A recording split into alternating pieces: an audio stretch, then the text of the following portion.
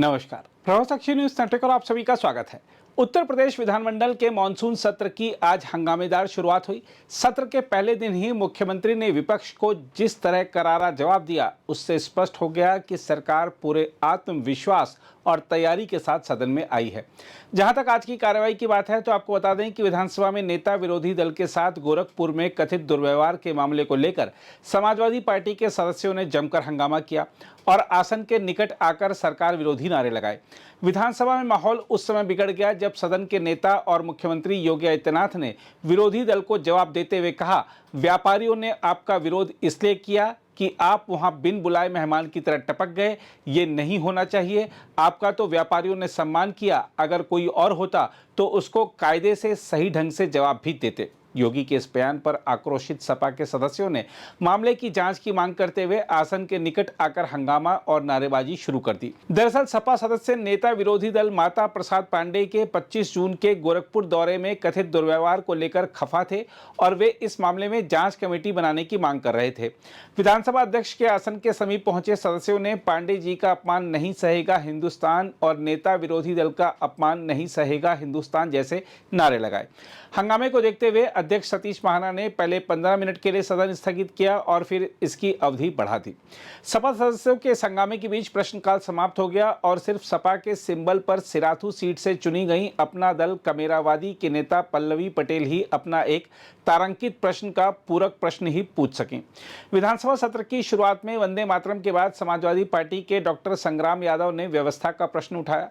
सतीश महाना ने हस्तक्षेप किया, लेकिन उन्होंने कहा कि 25 जून को गोरखपुर में विरासत गलियारा के नाम पर व्यापारियों के उत्पीड़न के मामले में नेता विरोधी दल वहां दौरे पर गए थे और संवैधानिक पद पर होने के बावजूद भारतीय जनता पार्टी के कार्यकर्ताओं ने जेसीबी लगाकर उन्हें रोका और उनके साथ दुर्व्यवहार किया।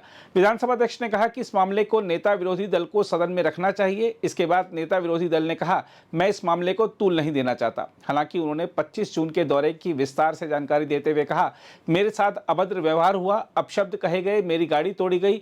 उन्होंने नेता सदन यानी मुख्यमंत्री योगी आदित्यनाथ की ओर इशारा करते हुए कहा, जब इनकी पार्टी के लोग किसी नेता के साथ यह व्यवहार करेंगे तो लोकतंत्र कैसे जीवित रहेगा। उन्होंने कहा कि आप यानी मुख्यमंत्री लोकतंत्र के रक्षक हैं और आपके क्षेत्र में इस तरह की हरकत होगी तो क्या संदेश जाएगा। उन्होंने सरकार पर उनके संभल, बहराइच और फिर गोरखपुर दौरे में व्यवधान को डालने का आरोप लगाया। माता प्रसाद पांडेय का जवाब देते हुए नेता सदन मुख्यमंत्री योगी आदित्यनाथ ने कहा, सपा और लोकतंत्र नदी के दो छोर हैं जो कभी एक साथ नहीं हो सकते। समाजवादी पार्टी और लोकतंत्र ये नदी के दो अलग अलग छोर हैं। इनका अरे सुनिए ना, में कब से विश्वास हो गया है, कब से लोकतंत्र में लोगों का विश्वास हो गया।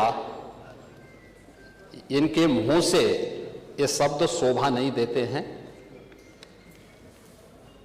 स्वाभाविक रूप से संभल में जो नंग तांडव इन्होंने समाजवादी पार्टी सरकार के समय किया था, आज जब वहां पर उसका शुद्धिकरण का अभियान चल रहा है तो अगर आपको हवन डालना है तब तो ठीक बात है, लेकिन अनावश्यक रूप से हर एक जगह न्यूसेंस क्रिएट करना, अपनी नकारात्मकता से उस क्षेत्र के विकास को अवरुद्ध करना, संभल हो, बहराइच हो या गोरखपुर, ये समाजवादी पार्टी हर जगह यही करती है।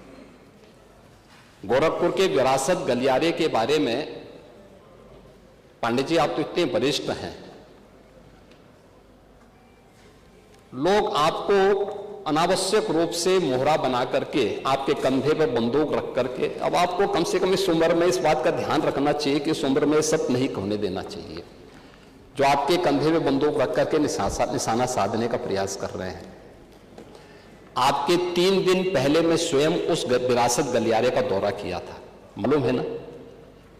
मैं एक व्यापारी से बात किया था और बातचीत करके, वो गोरखपुर की सबसे पुरानी मंडी है, आप तो गोरखपुर में पढ़े भी हैं, और सबसे पुराना बाजार है, लेकिन कंजेशन होने के नाते, अवैध कब्जा होने के नाते वहां पर उस कंजेशन को दूर करके आज सड़क बनाई जा रही है। आप लोगों ने अपने समय में तो कुछ किया नहीं, वहां के मासूम बच्चे दम तोड़ते थे बीमारी से। इंसेफ्लाइटिस से 700 से लेकर 1500 बच्चों की प्रतिवर्ष मौत होती थी। आपकी विधानसभा के भी और सिद्धार्थनगर जनपद के भी सैकड़ों बच्चे मरते थे। कभी आप लोग कुछ नहीं किए, विकास के लिए आप लोग कुछ नहीं किए। अपने समय में विकास का आपका कोई एजेंडा नहीं था। और अगर भारतीय जनता पार्टी की सरकार, एनडीए की ये सरकार विकास कराना चाहती है तो आपको इसमें भी बुरा लगता है। और वो विरासत गलियारा उसी पुराने माजा बाजार के पुनरुद्धार करने को, जिससे वहां के आपको मालूम है वहीं पे गोरखपुर का घंटाघर भी है, गीता प्रेस भी उसी से सटे हुए क्षेत्र में है, और गोरखपुर का सबसे प्राचीन बाजार भी जो मार्केट है उसी से जुड़ा हुआ है। उस मार्ग को बनाने के लिए एक एक व्यक्ति, एक एक व्यापारी को कंपनसेशन देने की बात 3 दिन पहले मैंने स्वयं उस क्षेत्र का दौरा करने की बात कर की थी। उसके बाद राजनीति करने के लिए आप गए थे। भारतीय जनता पार्टी ने नहीं बल्कि गोरखपुर के व्यापारियों ने आपका विरोध किया था। क्योंकि विरोध इसलिए भी किया था क्योंकि केवल वहीं का व्यापारी नहीं, प्रदेश भर के व्यापारी में समाजवादी पार्टी की चारों सरकारों के समय में जो भय और दहशत था, जो उनसे गुंडा टैक्स वसूली किया जाता था, उसके कारण व्यापारियों में आपके प्रति जो आक्रोश है, बार बार उसका खामियाजा समाजवादी पार्टी को भुगतना पड़ा था। और व्यापारी इसी बात को लेकर आशंकित थे कि उनके विकास के लिए कोई कार्य हो रहा है, उसमें फिर विघ्न बाधा पैदा करने के लिए आप गए होंगे। और व्यापारियों ने इस चीज का विरोध किया था कि भाई आप वहां बिना बुलाए मेहमान आकर के टपक पड़े हैं, विघ्न बाधा पैदा कर रहे हैं, ये नहीं होना चाहिए। अरे तो आपका सम्मान किया व्यापारियों ने। अगर कोई और होता तो बहुत कायदे से उनको सही ढंग से जवाब भी देते, ये मैं विश्वास के साथ कह सकता हूं। क्योंकि समाजवादी पार्टी से उम्मीद की ही नहीं जा सकती है कि वो सुरक्षा की बात करेंगे और अच्छा विकास का कार्य कर सकेंगे। हम आपको यह भी बता दें कि उत्तर प्रदेश विधानमंडल में मानसून सत्र की शुरुआत से पहले मुख्यमंत्री योगी आदित्यनाथ ने कहा था कि यह सत्र स्वतंत्रता के अमृतकाल के तीसरे वर्ष में होने के साथ साथ राज्य के विकास की दिशा में एक महत्वपूर्ण कदम होगा। मुख्यमंत्री योगी आदित्यनाथ ने विधानमंडल की कार्यवाही में भाग लेने वाले सभी सदस्यों का स्वागत किया। मुख्यमंत्री ने कहा कि इस बार का मानसून सत्र काफी महत्वपूर्ण है क्योंकि इसमें सरकार अगले 25 वर्षों की कार्य योजना को सदन के पटल पर रखेगी। उन्होंने कहा कि सरकार सभी सवालों का जवाब देने के लिए पूरी तरह तैयार है।